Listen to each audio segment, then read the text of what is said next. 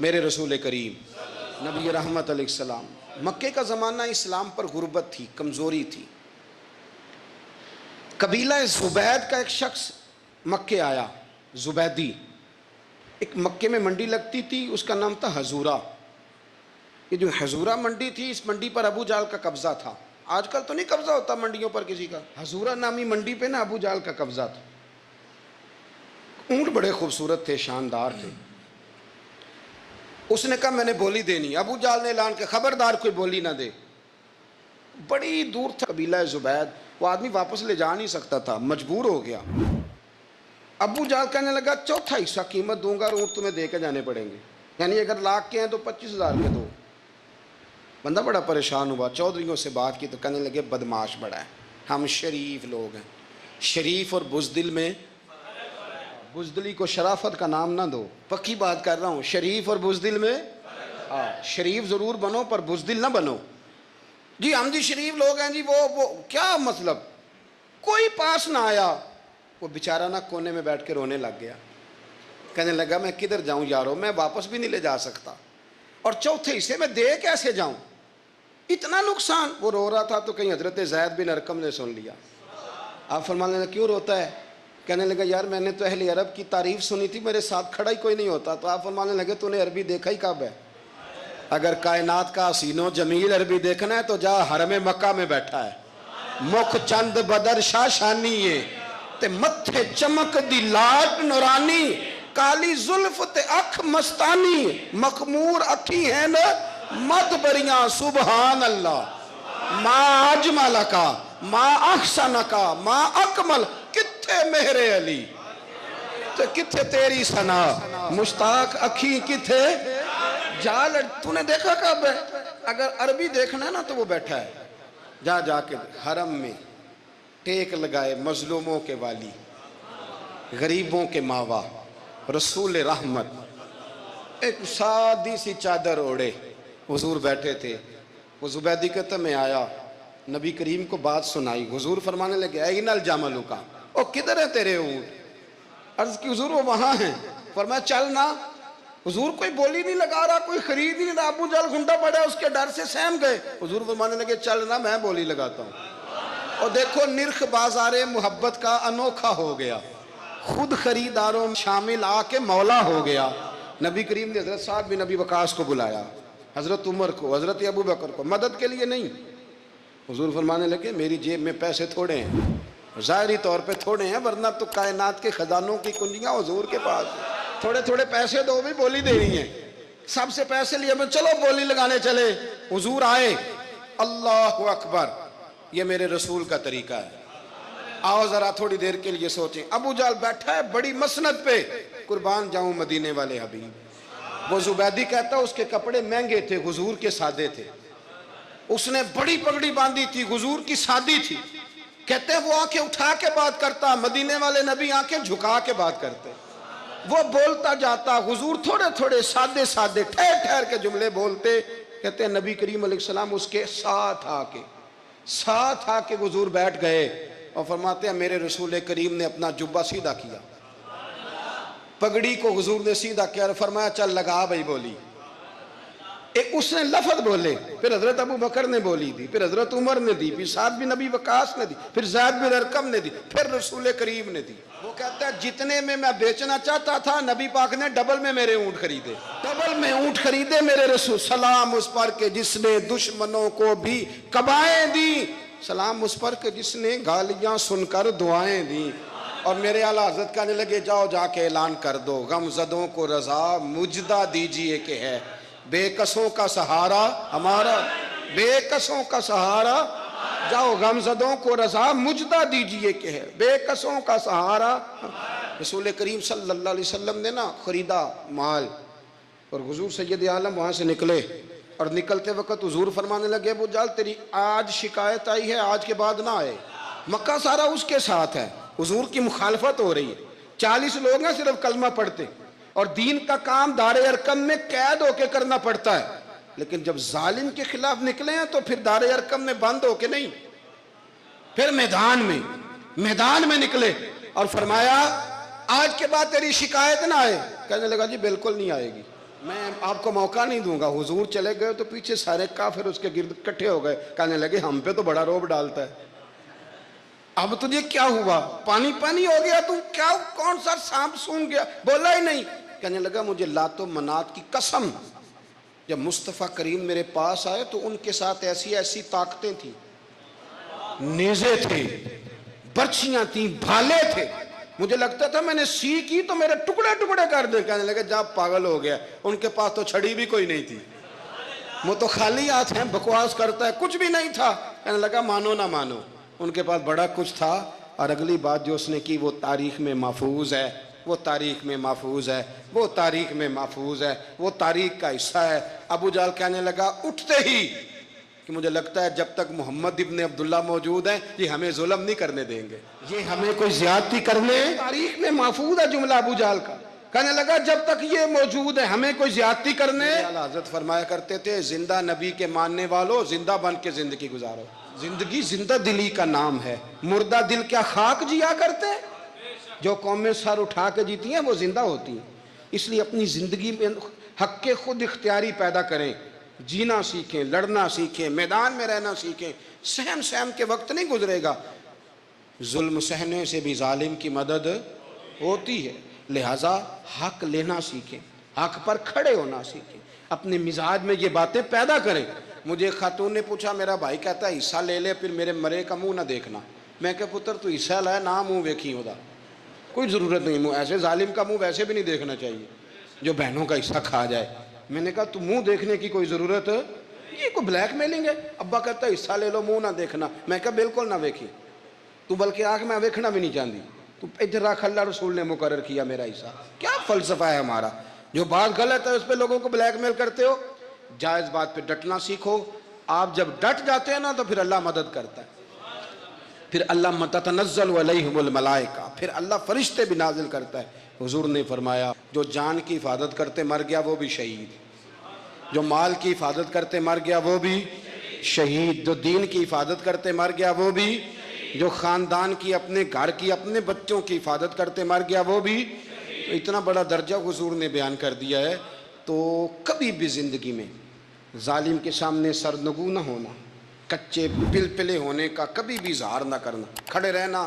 جو کھڑا رہتا ہے رب اس کے ساتھ رہتا ہے. آپ کھانے کے لیے زندہ نہ رہیں, زندہ رہنے کے لیے کھانا کھائیں. اپنی طبیعت میں بوجھ نہ بنائیں کسی قسم کا.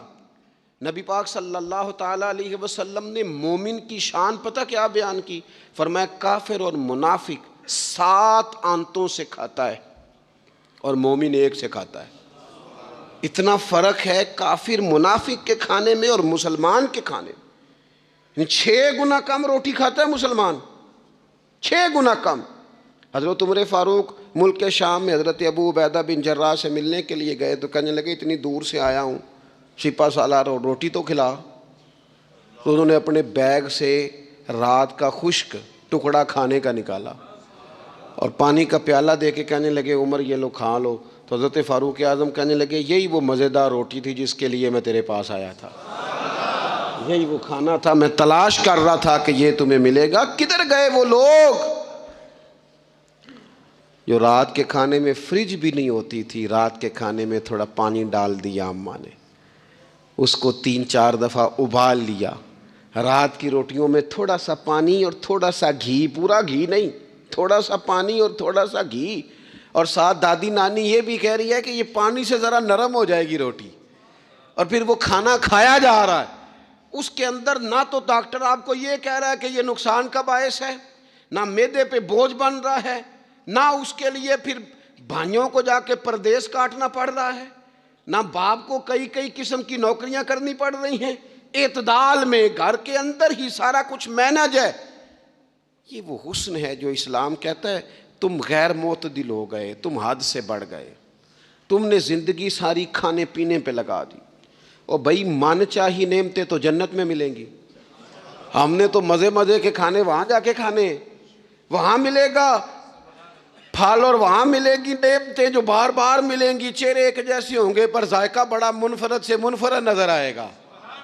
تو وہ جو پردہ غیب میں چیزیں تھیں وہ ساری چیزیں لوگ کہتے ہیں ہاں جی ہم ساری غیر معتدل نہ بنے, تھوڑی سادگی لائیں, تھوڑا درمیانہ راہ اسلام اس کو پسند کرتا ہے۔ نبی پاک علیہ السلام کی بارگاہ میں ایک مہمان آیا، ابھی وہ مسلمان نہیں تھا، تو محبوب نے فرمایا ایک بکری کا دودھ دھو کے اسے پلا دو۔ ایک بکری کا دودھ دھویا گیا، پلایا گیا، پھر دوسری کا دودھ دھویا گیا، پلایا گیا، پھر تیسری کا، وہ 7 بکریوں کا دودھ پی گیا۔ صبح اللہ نے توفیق دی اور وہ کلمہ پڑھ گیا۔ اب نبی پاک علیہ السلام نے فرمایا اسے بکری کا دودھ دھو کے پلاؤ۔ ایک بکری کا دودھ پیا، دوسری کا پی نہ سکا، رات 7 کا پی گیا تھا۔ تو میرے کریم فرمانے لگے یہ مومن اور کافر کا فرق ہے۔ جب تک یہ حالت کفر میں تھا 7 بکریوں کا دودھ پی گیا، اب یہ مومن ہوا ہے تو اللہ تبارک و تعالیٰ نے ایک دودھ کے ساتھ ہی اسے سیر فرما دیا ہے۔ اس کی تشنگی اور بھوک اللہ نے مٹا دی کھانے پینے کے لیے، اور اس کا ذہن بھی نہ بنائیں۔ میں جانتا ہوں جن گھروں میں بچے اس مزاج کے ہو جاتے ہیں، اس طبیعت کے ہو جاتے ہیں کہ آج یہ کھانا ہے، کل وہ کھانا ہے، پرسوں وہ کھانا ہے، وہ پھر کھانے پینے میں سارا وقت گزرتا ہے۔ پھر وہاں دیکھا ہے کہ اماں بیچاری باورچی خانے میں ہی رہتی ہے، پھر وہاں صرف ایک ہی سلسلہ ہے کہ کھاؤ، کتنا کو کھا سکتے ہو۔ تو معتدل رہیں۔ تیسری بات یہ کہ رزق کمانے کے مسئلے میں بھی معتدل رہیں۔ کاروبار کریں، محنت کریں، منصوبہ بندی کریں، کوشش کریں، لیکن پیسے کمانے کے مسئلے میں ڈپریشن کا شکار نہ ہو۔ یعنی اس کو نہ جینے مرنے کا مسئلہ نہ بنائیں کہ اگر ایک مہینہ کاروبار صحیح چمکا ہے تو صحت بھی ٹھیک رہی ہے، اور اگلے مہینے اگر تھوڑے حالات خراب ہوئے ہیں تو بلڈ پریشر بھی کافی اوپر نیچے ہو گیا ہے۔ اس کو نفسیاتی مسئلہ نہ بنائیں۔ پہلے بھی کئی دفعہ کہہ چکا ہوں، پھر کہتا ہوں، 2 4 5 دوستوں سے پیار ہے تو 2 4 دفعہ انہی دنوں میں نا، سال کے بعد آ کے مجھے کچھ دن آتے ہیں نا کاروبار پہ، انہی دنوں میں آ کے انہوں نے مجھ سے کہا، دور سے آئے، کہا جناب ہم کاروباری بندے، حالات ٹھیک نہیں، کوئی دعا بتائیں۔ تو میں نے کہا جن دنوں ٹھیک ہوتے ہیں ان دنوں کیوں نہیں آتے؟ یا آج کل حالات بڑے اچھے ہیں، کچھ شکر کا طریقہ بتائیں، کیوں نہیں آتے؟ کیا فلسفہ ہم نے اختیار کر لیا ہے؟ رزق کا وعدہ اللہ کا ہے، اس کو کمانے میں اور پیسے کمانے میں محنت کرنے کا حکم دیا گیا ہے۔ نبی پاک علیہ السلام نے فرمایا جدوجہد کرو، نکلو، اللہ پہ بھروسہ کر کے نکلو، جس طرح وہ پرندوں کو روزی دیتا تمہیں بھی دے گا، لیکن اس میں نفسیاتی مسئلہ نہ بنایا جائے، نفسیاتی نہ بنایا جائے۔ حضور علیہ السلام نے نا ایک جملے کے اندر اس مضمون کو اتنے حسین انداز میں سمیٹا ہے نا کہ مسلمان، یہ ابن ماجہ میں موجود ہے، مسلمان اگر ان 2 جملوں کو کبھی سمجھ جائے نا تو سکون آ جائے زندگی میں، اطمینان نصیب ہو جائے، تیقن کی دولت ملے۔ حضور فرمانے لگے رزق کمانے کے معاملے میں معتدل رہنا، کوئی بندہ اتنی دیر تک مرے گا نہیں جب تک اس کے حصے کا رزق اسے مل نہ جائے۔ اتنی دیر تک بندہ دنیا سے نہیں جائے گا، تیرا حصہ تیرے تک پہنچے گا۔ کبھی بھی بے آبرو ہو کے رزق کمانے کے چکر میں نہ پڑے، کبھی بھی ذہن پہ سوار نہ کر لیں کہ میرا کام نہیں چل رہا، کبھی بھی اس طرح کی طبیعت نہ بنائیں۔ میں تھوڑی دیر پہلے عرض کر رہا تھا کہ ایک بزرگ نے نا 2 کنجوس لوگوں کو پہلے بلایا، کنجوس آدمی تھے اللہ ماشاء اللہ، تو ان کے سامنے کھانا رکھا، کھانا بڑا بہترین اعلیٰ کوالٹی کا، لیکن ان سے کہا کہ جناب ہم نے نا ایک سبق لینا ہے آپ سے، تو کھانا تو آپ کو ملے گا اور آپ کی مرضی کا پکایا ہے، پر کھانے کا طریقہ ہمارا ہے۔ انہوں نے کیا کیا، یہاں سے رکھ کے نا ان کے ہاتھ باندھ دیے۔ وہ پرانے زمانے میں جو جراح ہوتے تھے، بازو ٹوٹ جاتا تھا تو باندھتے تھے نا لکڑیاں رکھ کے، تو لکڑیاں رکھ کے نا ہاتھ باندھ دیے تاکہ یہ جوڑ موڑ نہ سکے، تو یہاں سے ہاتھ باندھ دیے کہ روٹی کھاؤ۔ کنجوس بندے تھے۔ اب انہوں نے لقمہ اٹھایا، ہاتھ بندھا ہوا، یہاں سے لے جا کے جب منہ میں پھینکا، وہ کپڑے بھی سارے الجھ گئے، حال بھی خراب ہو گیا، پر کھایا انہوں نے مزہ لے کے پورا۔ وہ بڑی بری حالت ہو گئی، وہ کنجوس تھے دونوں کو دسترخوان پہ روٹی کھائی جا رہی۔ اب ان دونوں کو سمجھانے کے لیے کہا کہ اب ہم تمہیں 2 اور لوگوں سے بھی ملواتے ہیں۔ اب 2 وہ بندے بلائے جو دل کے سخی تھے، جو رزق کے معاملے میں اس کا زیادہ حریص نہیں تھے، ان کی بھوک جو تھی وہ کہیں دور تک دکھائی نہیں دے رہی تھی. انہوں نے کہا جناب ادھر آئیں آپ دونوں بھی. ان کے بھی ہاتھ باندھ دیے گئے. کہا آپ نے روٹی کھانی ہے, آپ نفیس لوگ ہیں, ناراض نہ ہوئیے گا, سخی بندے ہیں, پر کھانا آپ نے کھانا ہے, پر ہماری مجبوری ہے, ہم نے آپ کے ہاتھ باندھ کے روٹی دینی ہے آپ کو. وہ دو بندے بھی آمنے سامنے بٹھا دیے گئے, کھانا چن دیا گیا, ہاتھ یہاں سے باندھ دیے گئے, لیکن وہ سخی تھے. انہوں نے کہا جناب کوئی مسئلہ نہیں, اللہ تعالیٰ توفیق دے گا. انہوں نے کیا کیا, وہ لقمہ لگاتے اور ایک دوسرے کے منہ میں ڈالنا شروع کر دیتے. کھانا بھی کھا لیا, کپڑے بھی بچ گئے, نفاست بھی قائم رہ گئی. اور کسی قسم کی کوئی پریشانی آئی,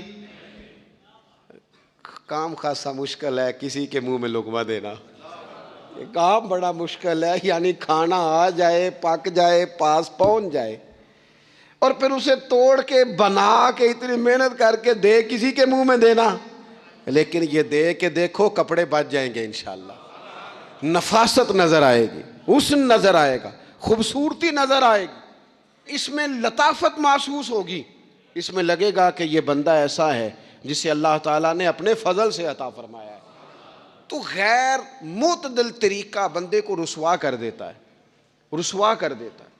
وہ مال کمانے تو نکلتا ہے لیکن وہ کمزور ہو جاتا ہے, اس کا مزاج اور طرح کا ہو جاتا ہے. میں نے دیکھا ہے, وہ جناب ساری دنیا چھٹی پہ ہے لیکن اس نے کہا چلو آج میں دکان کھول لیتا ہوں, گاہک کہیں بھی نہیں آئے گا تو چلو سارے آج مجھے مل جائیں گے. ایسا نہیں ہوتا, رزق اللہ نے تقسیم فرمایا ہے, اور جس کا ہے وہ اس تک پہنچ جاتا ہے. تو غیر معتدل طریقہ اور رسوائی والا طریقہ کبھی بھی اختیار. اسی طرح کا معاملہ سخاوت میں ہے. نبی پاک علیہ الصلوۃ والسلام نے فرمایا کہ جب صبح دن چڑھتا ہے تو فرشتے دعا کرتے ہیں, کہتے ہیں یا اللہ سخی کو زیادہ عطا فرما, اسے زیادہ دے. حضور فرماتے ہیں جو سخی ہوتا ہے نا, یہ لوگوں کے بھی قریب ہوتا ہے, اللہ تعالیٰ کے بھی قریب ہوتا ہے, اور جنت کے بھی قریب ہوتا ہے. اور یہ جو کنجوس ہوتا ہے یہ لوگوں سے بھی دور ہوتا ہے, اللہ تعالیٰ سے بھی دور ہو جاتا ہے, جنت سے بھی دور ہو جاتا ہے. سخاوت بڑی اعلیٰ چیز ہے, لیکن اس میں بھی معتدل رہنے کا کہا گیا ہے. معتدل. کچھ لوگ ایسے ہیں جو سخی نہیں ہوتے, یہ میں کوشش کروں گا تشریح آپ کے ذہن کے مطابق کر لوں. سخی مزاجن سخی, لیکن اگر کبھی چڑ جائے نا, وہ جتنے مرضی پیسے لے لو ان سے, مزاج میں سخاوت نہیں. لیکن اگر طبیعت ہے اس طرح کی کہ اگر ان کا ذہن آ گیا نا, کبھی کہیں کسی نے تعریف کر دی ہے, پوری خوشامد اس نے کر لی ہے, تو پھر تو جناب ساری جیب بھی آپ خالی کرا دے. یہ مزاج کی سخاوت نہیں ہے, یہ تو آپ کی طبیعت کا وہ ابال ہے کہ اگر کسی بندے کو پتہ چل گیا ہے کہ کس طرح کر کے آپ قابو آتے ہیں تو پھر وہ روز استعمال کرے گا. اور یہ ہوتا ہے, یہ ماحول ہوتا ہے. میں چونکہ مذہبی ماحول سے تعلق رکھتا ہوں, میں نے خود یہ دیکھا ہے کہ کوئی شخص اگر اس نے زیادہ بڑا منہ کھول کے لوگوں سے مانگنا شروع کر لیا ہے تو پھر تو جناب بڑی بات ہے, مہنگا آدمی. اور اگر کوئی اپنی وفاداری قائم رکھتا ہے, خوشامد نہیں کر سکتا, اس کی طبیعت نہیں ہے کہ وہ 20-50 لوگوں کی خوشامد کرے, 10 کو حاجی صاحب کہے, 20 کو عاشق رسول کہے, اور 30-35 کو کہے جناب بڑی بات ہے, ہم نے تو بڑا دیکھا ہے, آپ تو بڑے بہترین لوگ ہیں. تو پھر جناب وہ اگر یہ کام اسے کرنا آتا ہے تو پھر اس کا مطلب ہے اسے دہاڑی بھی اچھی لگانی آتی, پھر اس کی آواز کا بھی زیادہ سریلا ہونا ضروری نہیں. پھر اللہ تعالیٰ معاف فرمائے, پھر بس ٹھیک ہے, اب میں کیا اس پر تبصرہ کروں. پھر تو ہم دیکھ رہے ہوتے ہیں جس کو وہ عاشق رسول کہہ رہے ہوتے ہیں نا, اور ایسی خطرناک. میرے سامنے ایک نعت ایک صاحب سے کہنے لگا, نعت حضور کی پڑھی جا رہی ہے. کبھی شعراء ایک کام کرتے تھے, وہ کہتے تھے شعر تیری نظر ہے, وہ غزل کا شعر ہے یا کوئی ایسا شعر ہے, لیکن ایک شعر ہے نعت کا, اس میں تو حضور کی تعریف ہے. نبی پاک کی تعریف کا شعر کسی بندے کی نظر کیسے ہو سکتا ہے جب اس میں ذکر ہی رسول پاک کا ہے. تو وہ نعت خان صاحب کہنے لگے, بندہ سامنے بیٹھا ہے, تھوڑا بہت میں بھی اسے جانتا ہی تھا, تو اسے کہنے لگے حاجی صاحب یہ شعر تہاڈی نظر ہے. میں انہوں آخیا تو مہربانی کر, یہ نظر کوئی اور شے کر لیا, یہ تو نعت ہے حضور کی, یہ نبی پاک کے لیے ہی رہنے دے, اس کی نظر تو نے کر دی ہے. تو نالے میں کیا یہ حاجی جنی دیر تک پیچھے بیٹھا سی اونی دیر تو نظر کیتی نہیں, ہوں دتھیاں لے کے سامنے آئے تو نظر نیاز شروع کر لی. نہ کریں یہ کام, اس سے کوفت پہ. اور آپ یقین کریں, میں ذمہ داری سے کہتا ہوں, یہ کام کرنے والا بھی تنگ ہوتا ہے, اور جس کے لیے کر رہا ہوتا ہے پتہ اسے بھی سارا ہی ہوتا ہے کہ چکر کیا چل رہا ہے. سب پتہ ہوتا ہے، تو اس تکلف میں جب انسان کام کرتا ہے تو کہاں تک بات جاتی.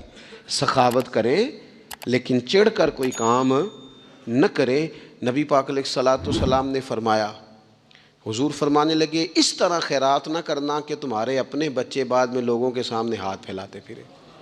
حضرت سعد بن ابی وقاص رضی اللہ تعالیٰ عنہ نے عرض کیا تھا، یا رسول اللہ صلی اللہ تعالیٰ علیہ وسلم، میں سارا مال اللہ کی راہ میں خیرات کرنا چاہتا ہوں، میری ایک ہی بیٹی ہے، میں چاہتا ہوں سارا اللہ کے راستے میں دے دوں. تو حضور فرمانے لگے نہیں بھائی، تو چوتھا حصہ دے، 3 حصے اپنی بچی کے لیے، بیویوں کے لیے، باقیوں کے لیے رکھ لے، لیکن تو یہ کام نہ کر.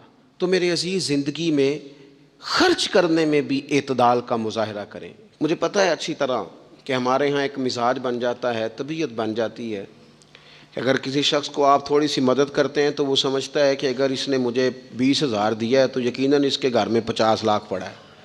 وہ پھر اگلے ہفتے دوبارہ آتا ہے، ایک نئی مجبوری کا بھی اظہار کرتا ہے. یہ ساری چیزیں ہوتی ہیں، ان چیزوں کے بیچ ہی آپ کو نیکی کرنی ہے، لیکن افراط و تفریط سے بچنا ہے. اسی طرح کا معاملہ اپنی زندگی کے دیگر معاملات میں کریں. نبی پاک علیہ الصلوۃ والسلام نے سادگی کو پسند کیا ہے. حضور سادگی کو پسند کرتے، کھانے کے معاملے میں بھی اور کپڑوں کے معاملے میں بھی، لیکن اچھا لباس پہننے کی اجازت دیتے. حضور علیہ الصلوۃ والسلام نے ایک موقع پر ارشاد فرمایا کہ اگر کسی بندے کے پاس گنجائش ہے تو اسے اجازت ہے کہ 2 جوڑے کپڑوں کے کام کاج کے لیے رکھ لے، 2 جوڑے جمعے کے لیے رکھ لے. اور نبی پاک صلی اللہ تعالیٰ علیہ وسلم نے ایک شخص کو دیکھا جو مالدار تھا، لیکن اس کے کپڑے پھٹے پرانے تھے، لباس پرا گندا تھا، بال بکھرے ہوئے تھے. تو اللہ کے محبوب علیہ السلام نے فرمایا تیرے اوپر اللہ کا فضل ہے، اور رب جب فضل کرے تو پھر اللہ فضل دیکھنا پسند بھی فرماتا ہے. فرمایا تو اچھا لباس پہن، حرج کوئی نہیں. لیکن اپنا رسول پاک علیہ السلام کا طریقہ مبارکہ یہی تھا کہ سیدہ عائشہ صدیقہ فرماتی ہیں کہ یہ وہ لنگی مبارک ہے اور یہ وہ پیوند والا کرتا مبارک ہے، اسی میں محبوب نے اپنی جان اپنے رب کریم کی بارگاہ میں پیش کر دی. اور فرماتی ہیں کتنے کتنے دن گزرے کہ رسول پاک علیہ الصلوۃ والسلام نے کھانا تناول نہیں فرمایا، کتنے کتنے دن گزرے. میں اس ساری بات کو اگر سمیٹوں نا تو میں یہ نوجوان اگر میری بات پر غور کریں تو اسلام کہتا ہے حضور خود کنگھی بھی فرماتے تھے، تیل بھی لگاتے تھے، امامہ بھی باندھتے تھے، سرما بھی پہنتے تھے، سادہ لباس پہنتے تھے لیکن صاف ستھرا. اسلام آرائش کی اجازت دیتا ہے، زینت کی اجازت دیتا ہے. آپ کنگھا کریں، تیل لگائیں، خوشبو لگائیں، سرما لگائیں، صاف لباس پہنے، کپڑے دھلے ہوئے پہنے. حضور نے حکماً کہا، تاکیداً کہا کہ جمعے والے دن نہا کے مسجد میں آیا کرو. اسلام آرائش کی اجازت دیتا ہے، بس نمائش سے منع کرتا ہے. دکھاوا نہ کرو، نمائش نہ کرو. یہ نہ کہو کہ میں نے اتنے لاکھ کا پہننا ہے، ذرا لاگ پتہ جائے لوگوں کو. یہ نہ مزاج بناؤ کہ اوہو یہ تو میں نے جناب پچھلے ہفتے بھی پہنا تھا، یہ تو میں نے منگنی والے دن بھی پہنا تھا، نکاح والے. یہ نمائش ہے، نمائش سے اسلام منع کرتا ہے. اللہ کے پیارے رسول صلی اللہ تعالیٰ علیہ وسلم نے فرمایا جس نے دنیا میں شہرت کا لباس پہنا، اس طرح کا لباس پہننا چاہا، اس طرح کے کپڑے زیب تن کرنا چاہے جس سے محسوس ہو کہ میں ایک بڑا آدمی ہوں، میں مالدار آدمی، جس نے دنیا کے اندر شہرت کا لباس پہنا، اللہ قیامت کے دن اسے ذلت کا لباس پہنائے گا. یہ معتدل کیوں نہیں رہا؟ اس نے کیوں حد سے تجاوز کیا؟ اس کو اس طرح نہیں کرنا چاہیے تھا.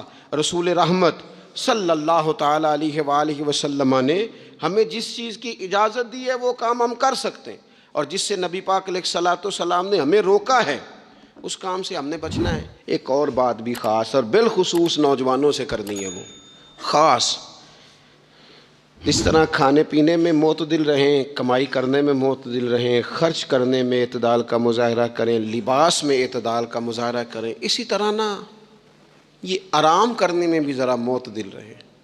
بہت زیادہ آرام کرنے لگ گئی ہے نئی نسل. آپ ضرورت سے زیادہ بھی سو لیں تو تھکاوٹ بڑھ جاتی ہے. اگر انسان اتنا ہی آرام کرے نا جتنا اس کی طبیعت کے لیے ضروری ہے تو اس میں طبیعت فریش رہے گی. لیکن اگر آپ کہیں، وہ ایک دوست ہیں ہمارے، تو ان کو جب تک کوئی اٹھائے نہ تو اٹھتے نہیں. تو گھر والوں نے ایک دن ارادہ کیا کہ آج صبح نہیں اٹھانا, دیکھتے ہیں کتنے بجے اٹھتا ہے. ماشاء اللہ شادی شدہ ہیں, بچے ہیں. تو کہنے لگے جی پھر اللہ کے فضل سے میں 2 بجے خود ہی اٹھ گیا تھا. نہیں, رات ایک شخص سویا ہے اور اگلے دن 2 بجے سویا. تو اب انہوں نے تو یہ بات محبت میں کی, تو پھر میں نے ان سے یہ پوچھا, میں نے کہا یہ بتائیں کہ آپ چلیں رات آپ سو گئے, سمجھ لیں آپ سو گئے 2 بجے رات کو, 12 گھنٹے کے بعد اگر آپ اٹھے طبیعت کیسی تھی؟ کہنے لگی فریش نہیں تھی. میں نے کہا فریش تبھی ہوتی ہے اگر آپ فجر میں اٹھ کے وضو کر کے نماز پڑھتے. فریش یہ تبھی ہوتی ہے اگر آپ سحری آپ اپنی روٹین کے مطابق اٹھتے اور اپنی ڈیوٹی پہ جاتے, واپس آتے اور تھک کے سوتے. بہت زیادہ آرام پسندی. اور جب سے یہ ساتھ موبائل اٹیچ ہوا ہے, ایک کونا مل جائے, ایک تکیہ مل جائے اور موبائل کی بیٹری موجود ہو اور سروسز اس کی ساری ٹھیک ہوں, پھر ہمیں آواز کوئی نہ دے.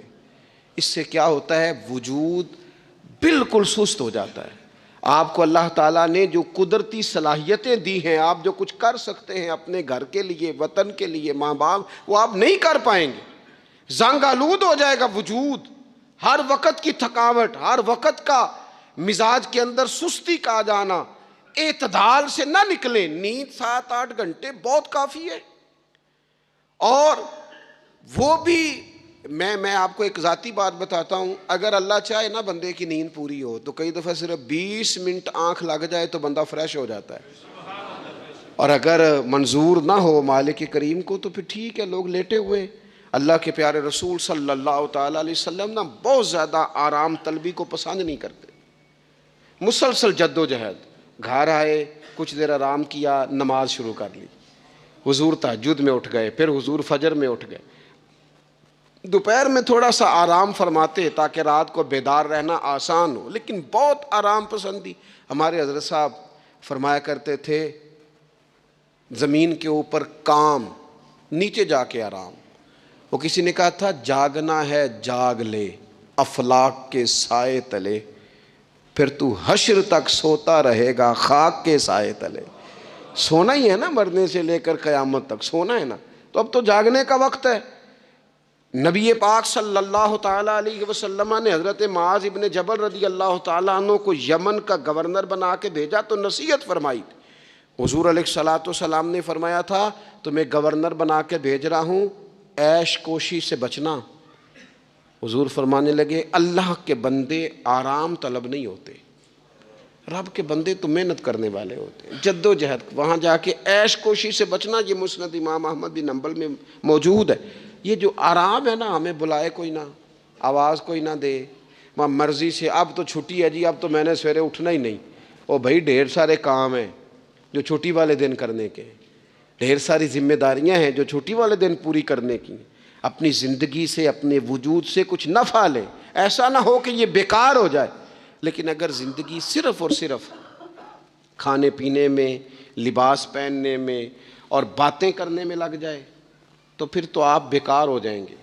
پھر تو محسوس ہوگا کہ جیسے انسان نہ خوابوں کی دنیا میں زندہ ہے, باتوں کے ساتھ اپنے دل کو مطمئن کرتا ہے. اس نے اچھا لباس پہن لیا ہے, بس آئینے میں اپنے آپ کو دیکھ کے خوش ہوتا رہتا ہے, طرح طرح کے کھانے منگاتا رہتا ہے, بس زبان کے ذائقے پورا کرتا رہتا ہے. امام طبرانی حدیث لائے ہیں, رسول پاک صلی اللہ تعالیٰ علیہ وسلم نے فرمایا میری امت میں ایسے لوگ آئیں گے جو رنگ برنگے کھانے کھائیں گے, انواع و اقسام کے مشروبات استعمال کریں گے, طرح طرح کی زیب و زینت کریں گے, اور منہ پھاڑ پھاڑ کے باتیں کریں گے, منہ کھول کھول کے گفتگو کریں گے. حضور نے پتہ کیا فرمایا؟ فرمایا یہ میری امت کے بدترین لوگ ہیں. یہ بدترین لوگ ہیں جن کا مقصود ہی صرف لباس پہننا ہے, مقصود ہی صرف کھانے کھانا ہے, مقصود ہی منہ کھول کھول کے باتیں کرنی ہے. ان لذات میں جو لوگ پوری طرح الجھ گئے, کوئی خیر کا کام ہی نہ کر سکے, کوئی مقصد زندگی کی طرف ہی نہ بڑھ سکے, یہ بدترین لوگ ہیں. عزیز دوستو, ان 3 چیزوں میں ڈھیر سارے لوگ, اللہ تعالیٰ معاف کرے اللہ ماشاء اللہ, اللہ سب کو محفوظ رکھے, اپنی زندگی کو ضائع کرتے دکھائی دیتے ہیں.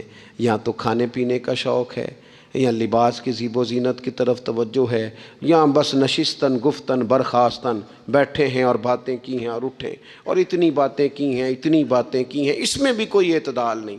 بہت زیادہ بولنے سے وقار چلا جاتا ہے، بہت زیادہ باتیں کرنے سے باتوں کا حسن ضائع ہوتا ہے، بہت زیادہ بولنے والے کے جملے قیمتی نہیں رہتے، بہت زیادہ باتیں کرنے والا آدمی بے وزن اور بے وقت ہونے لگتا ہے، بغیر مانگے مشورہ دینے والے لوگوں کے مشوروں کو لوگ ردی کی ٹوکری جاننے لگتے ہیں۔ اپنی زندگی کو اگر وزادار اور باوقار بنانا چاہتے ہیں تو ذرا لباس میں بھی سادگی ہو، اللہ کی ہر نعمت خوش دلی سے استعمال کی جائے، سادہ کھانا بھی ملے تو رب کی عطا سمجھ کے رغبت کے ساتھ شوق کے ساتھ اسے استعمال کیا جائے، مجلس میں بیٹھا جائے تو سیکھنے کی کوشش کی جائے، دوسروں کی باتوں کو سنا جائے۔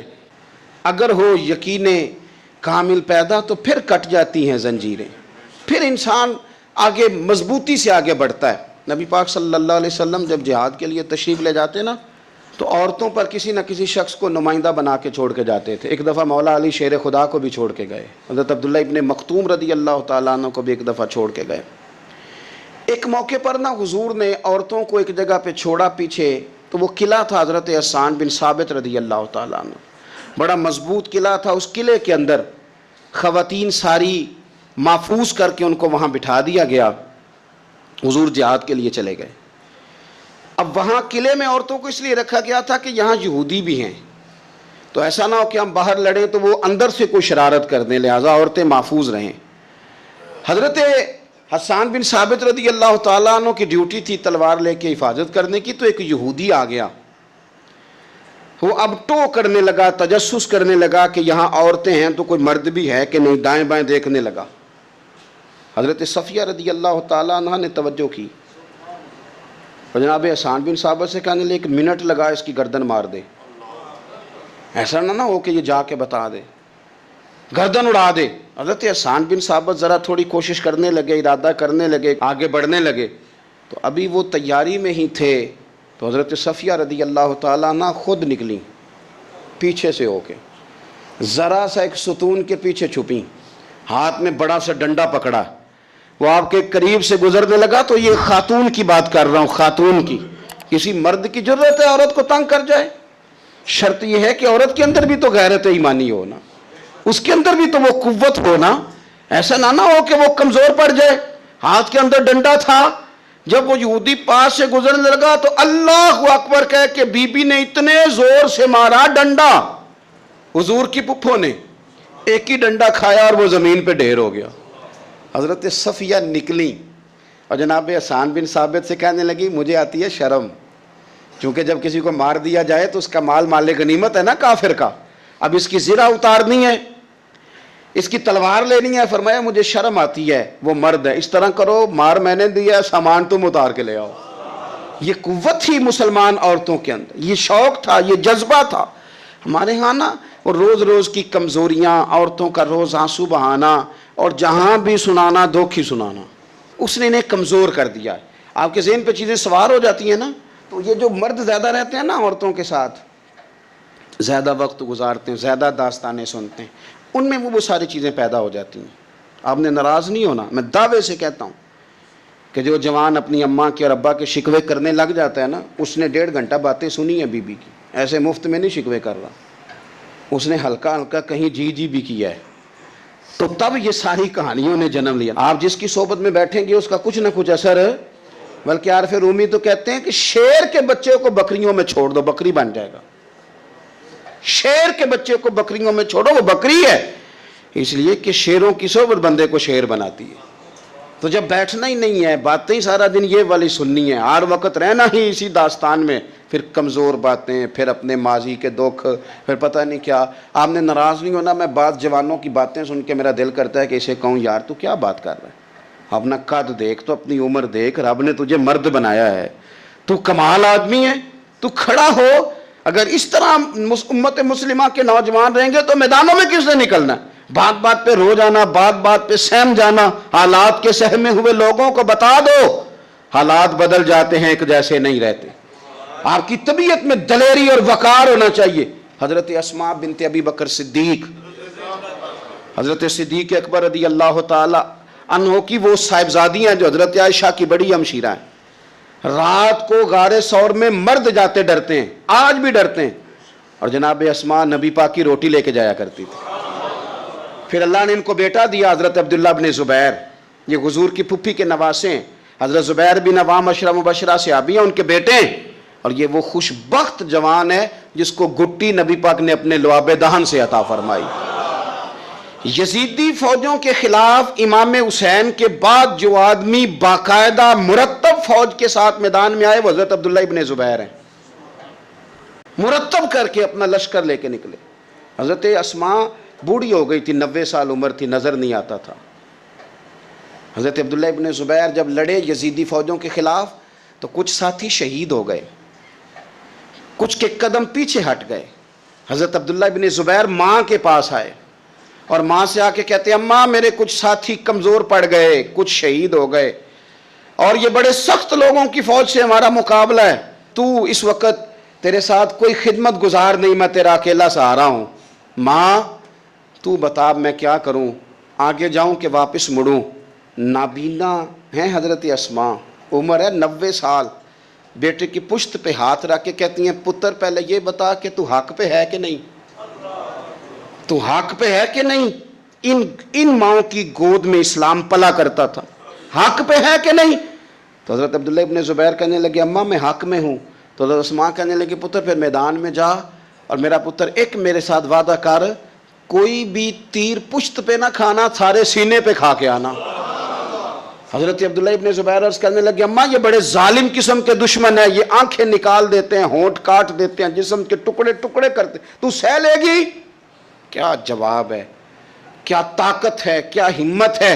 حضرت اسماء فرمانے لگی پتر بکرے کو نہ صرف ذبح ہوتے وقت تکلیف ہوتی ہے، کھال اترتے وقت کوئی تکلیف نہیں ہوتی، جا میرا بیٹا میدان میں۔ حضرت عبداللہ ابن زبیر شہید کر دیے گئے، ان کی لاش مبارک مکہ مکرمہ کے چوک میں جنت المعلہ کے پاس لٹکا دی گئی۔ حجاج بن یوسف نے حضرت اسماء کو بلایا اور بلا کے کہنے لگا تجھے پتہ ہے تیرا بیٹا لٹکا ہوا ہے؟ فرمانے لگی ہاں مجھے پتہ ہے، یہ بچپن سے ہی شاہ سوار ہے، یہ گھوڑوں پہ رہنا ہی پسند کرتا تھا۔ اور پھر کیا جملہ کہا، حجاج کے لوگ کہتے ہیں یہ فوجوں میں اور تلواروں کی جھنکار میں کبھی نہیں کانپا تھا، پر حضرت اسماء جو نابینا ہیں ان کے جملوں نے نرزہ طاری کر دیا۔ فرمانے لگی حجاج میرا پتر لٹک گیا ہے، کہیں تیرے آگے جھکا تو نہیں نا؟ لٹک ہی گیا ہے، جھکا تو نہیں میرا پتر؟ 14 دن تک لٹکے رہے، لاش مبارک لٹکی رہی، لیکن حضور کا لعاب دہن تھا نا، لوگ کہتے ہیں قریب سے گزرتے تھے تو دور دور تک خوشبوئیں پھیلی ہوئی، دور دور تک۔ مائیں ایک صحابیہ ہے، نام ہے ام عمارہ، جنگ احد میں زخمیوں کو پانی پلاتی، اپنے 2 بیٹے اپنا شوہر لے کے احد میں آئیں، زخمیوں کو پانی پلاتی ہیں، مرہم پٹی کرتی ہیں۔ اچانک جنگ کا پانسا پلٹ گیا، وہ درے پہ جو لوگ حضور نے مقرر کیے تھے وہ غلط فہمی کی وجہ سے درہ چھوڑ گئے، حالات اور ہو گئے، عجیب سا ماحول ہو گیا۔ پھر یہ بھی افواہ پھیلا دی گئی کہ معاذ اللہ حضور شہید کر دیے گئے، لوگوں کے حوصلے بڑے اور رنگ اختیار کرنے لگے، حضور کے گرد تھوڑے سے لوگ رہ گئے۔ او میرے بھائیوں، او ملت کی بیٹیوں بہنوں، یہ ہے تمہارا انداز دین کی خدمت میں، یہ خواتین کا انداز ہوتا ہے۔ حضرت ام عمارہ پہلے زخمیوں کی مرہم پٹی کرتی تھی، اب سارا کچھ پھینک دیا، تلوار لی اور جا کے نا حضور کے گرد کھڑی ہو گئی، کہنے لگی آئے نا کون آتا ہے میرے کریم کے پاس، آ کے دکھائے نا کوئی، اساں کیتی ہے جان حوالے رب دے، ایسا عشق کمایا ہے اسی مرن تو اگے ہی مر گئے باہو، اساں تا مطلب نو پایا ہے، آ کے کھڑی ہو گئی۔ حضور فرماتے ہیں میں دائیں دیکھتا تھا تو ام عمارہ ہوتی تھی، میں بائیں دیکھتا تھا تو ام عمارہ ہوتی تھی، آگے دیکھتا تھا تو ام عمارہ، پیچھے ام عمارہ۔ حضور فرمانے لگے تو بہت سارے لوگوں سے سبقت لے گئی ہے، تو بڑے سارے لوگوں سے آگے نکل گئی ہے، ان کو زخم لگ رہے ہیں، تیر آ رہے ہیں، پر خاتون ہو کے ڈٹی ہوئی ہیں، رسول اللہ صلی اللہ علیہ وسلم کے سامنے کھڑی، حضور پر آنے والے تیر اپنے وجود پہ لیتی ہیں۔ او میرے عزیز، رسول پاک علیہ السلام نے فرمایا تجھے رب نے بڑا حوصلہ دیا ہے، اتنا گہرا زخم بازو میں آیا کہ غار بن گئی، غار۔ اللہ کے پیارے محبوب نے نظر کرم فرمائی، حضور نے فرمایا کچھ مانگ لے، کہنے لگی سونیا اگر میری خدمت قبول ہے تو دعا کر دیں اللہ قیامت کے دن بھی آپ سے دور نہ کرے، رب دور نہ کرے۔ حضور نے دعا کر دی، اے اللہ اس کو اور اس کے خاندان کو قیامت میں بھی میری رفاقت دینا۔ حضور کی دعا سنی تو باہر نکلی، فرمانے لگی لوگوں لو پھر میں نے اپنا مقصد پا لیا ہے، میں کامیاب ہو گئی ہوں، اب دنیا کی کوئی مصیبت بھی میرے اوپر آئے تو مجھے کوئی پرواہ نہیں، اس لیے کہ مدینے والے نے یہاں بھی کرم فرما دیا ہے وہاں بھی کرم فرما دیا ہے۔ یہ طاقتیں تھیں ان خواتین کے۔ ایک تابعی بزرگ تھے حضرت ابو عبد الرحمن فروغ، صاحب تاریخ بغداد نے لکھا ہے وہ جہاد پہ چلے گئے، 30,000 دینار اپنی بیوی کو جاتے دفعہ دے گئے، کہنے لگے لو پاس رکھ لو، اور بیٹا بھی ماں کی گود میں ہی تھا، کچھ نے لکھا پیدا ہو چکے تھے، کچھ کا کہنا ہے کہ ان کے جانے کے 1-2 ماہ بعد بیٹے کی ولادت ہوئی، اور بیٹے کا نام کیا ہے؟ ربیعہ بن ابو عبد الرحمن، اور یہ بیٹے وہ ہیں جو حضرت امام مالک جیسے لوگوں کے استاد ہیں، حضرت حسن بصری جیسے لوگوں نے ان سے پڑھا، خود جہاد پہ چلے گئے۔ آج تو فوجیوں کی نوکری ہے نا جی، ان کا یہ نظام ہے کہ وہ جاتے ہیں انہیں تنخواہ ملتی ہے، چھٹی پہ آتے ہیں۔ اس زمانے میں یہ تھا کہ مال غنیمت سے حصہ ملتا تھا، اور فتوحات کا یہ طریقہ تھا کہ یہ علاقہ فتح ہوا تو آگے چلے گئے، وہ فتح ہوا تو آگے چلے گئے، وہ فتح ہوا تو آگے چلے گئے، کسی نے لوٹنا ہے تو پابندی نہیں تھی، لوٹ سکتا ہے۔ کچھ لوگ جہاد میں ہی رہتے تھے۔ حضرت ابو عبد الرحمن فروغ 27 سال جہاد میں رہے، 27 سال۔ یہاں تو خاوند باہر ہو تو بہت ساری عورتیں کہہ دیتی ہیں کہ تیرے ابے نے تو صرف پیسے کمائے، مصیبتیں تو ساری میں نے دیکھی ہیں۔ معاذ اللہ بعض جگہ، سب نہیں لیکن بعض جگہ کہہ دیتی ہیں کہ وقت تے سارے میں کیتے۔ 27 سال شوہر چلا گیا، واپس ہی نہیں آیا، 30,000 دینار دے کے چلے گئے۔ 27 سال کے بعد خیال آیا گھر کا، اب بیٹا محدث بن گیا، عالم بن گیا، اور کمال یہ کہ رہتے کہاں تھے؟ حضور کے مدینے میں، مدینہ النبی میں، مدینہ منورہ میں صلی اللہ تعالی علیہ وسلم۔ اور ان کے صاحبزادے حضرت ربیعہ یہ مسجد نبی میں، حضور کی مسجد میں بیٹھ کے نبی پاک کی حدیث پڑھایا کرتے۔ آئے گھر، دروازے پہ دستک دی، صاحبزادے نے دروازہ کھولا، نہ باپ بیٹے کو پہچانتا ہے نہ بیٹا باپ کو۔ جناب ابو عبد الرحمن اندر داخل ہونے لگے تو صاحبزادے نے کہا بوڑھے میاں میرے گھر میں بغیر اجازت کے کیوں داخل ہو رہے ہیں؟ تو وہ کہنے لگے تو بتا تو نے میرے گھر پہ قبضہ کیوں کر رکھا ہے؟ اب جب بات زیادہ بڑھ گئی تو دونوں جانب سے لوگ جمع ہو گئے، شور اٹھا تو اندر سے والدہ نے سنا، پردہ سرکا کے دیکھا کہ میرے شوہر آ گئے 27 سال کے بعد، 27 سال کے بعد۔ تو آپ اپنے صاحبزادے سے کہنے لگی بیٹا ان کو اندر آنے جو تمہارے والد ہیں۔ بڑا روئے باپ بیٹا، بڑا روئے۔ ماں اور بیٹے کی محبت کا بھی اندازہ نہیں، پر قرآن پاک پڑھے نا تو 2 مثالیں باپ اور بیٹے کے پیار کی بھی ملتی ہیں۔ ایک حضرت یعقوب علیہ السلام کا جناب یوسف سے پیار، اور ایک حضرت ابراہیم کا حضرت اسماعیل سے پیار، اور جناب اسماعیل کی جناب ابراہیم کی فرما برداری کی مثال، اس کا بھی جواب کوئی نہیں۔ باپ اتنا رو رہے ہیں اور بیٹے کی یاد میں، اس کا بھی اندازہ کوئی نہیں کر سکتا۔ باپ بیٹا مل کے بڑا روئے۔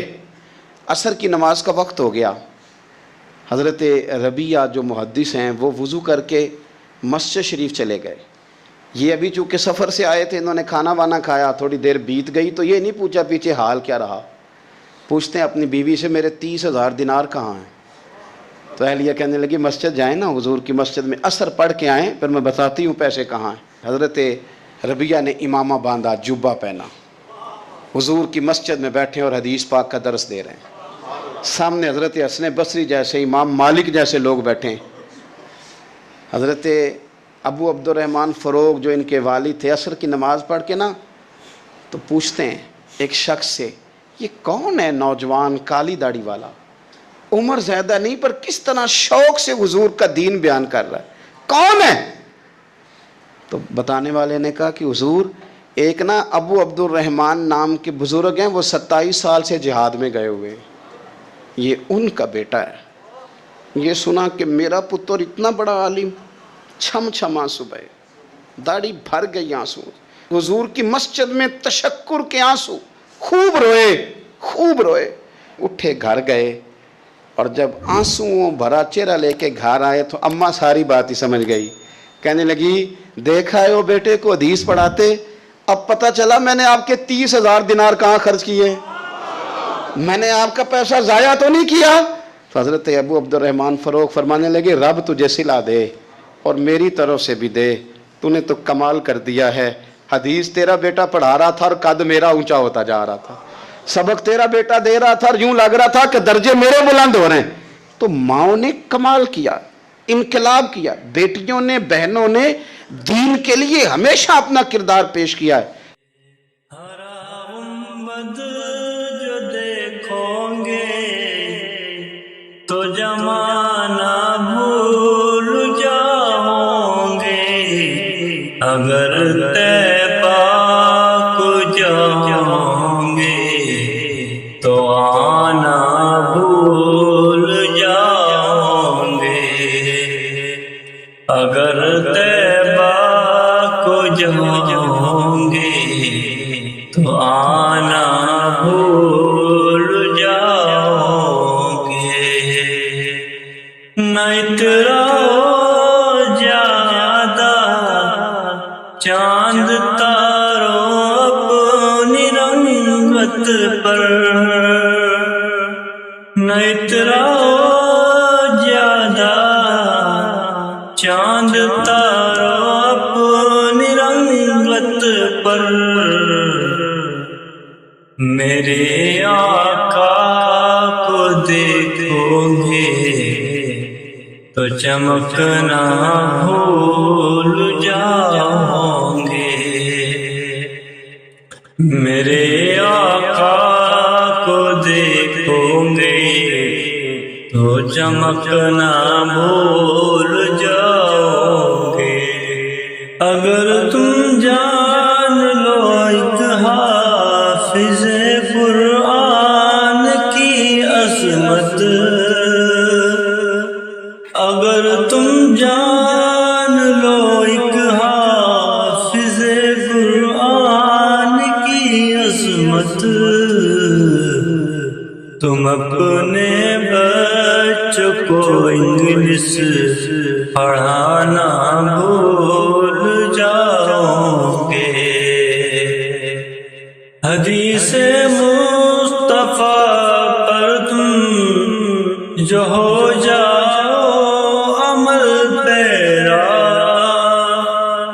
حدیث مصطفیٰ پر تم جو ہو جاؤ عمل پیرا، قسم اللہ کی ماں کو ستانا بھول جاؤ گے، قسم اللہ کی ماں کو ستانا بھول جاؤ گے۔ امام مالک رحمۃ اللہ علیہ بیٹھا کرتے تھے تو بہت سارے لوگ آپ سے سوالات کرتے، تو ایک آدمی چپ کر کے بیٹھا رہتا۔ بڑے شوق کے ساتھ ایک دن امام مالک رحمۃ اللہ علیہ نے اس سے فرمایا میاں تم کوئی سوال نہیں کرتے؟ کہ حضور کر لوں؟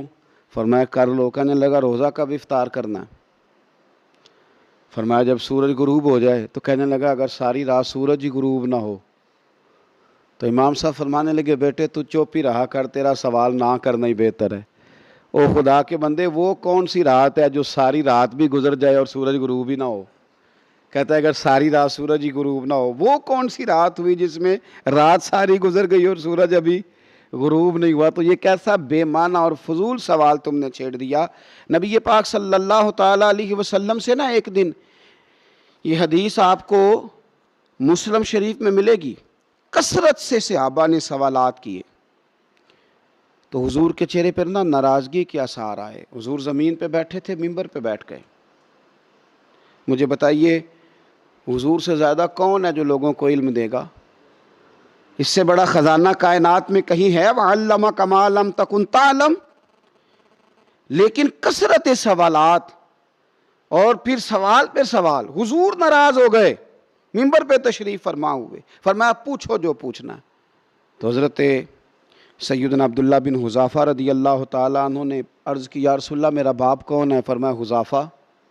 تو ایک شخص نے پھر سوال کیا، بلکہ دو لوگوں نے، یا رسول اللہ ہمارا باپ کون ہے؟ فرمایا جس کی طرف تم منسوب ہو وہی تمہارا باپ ہے۔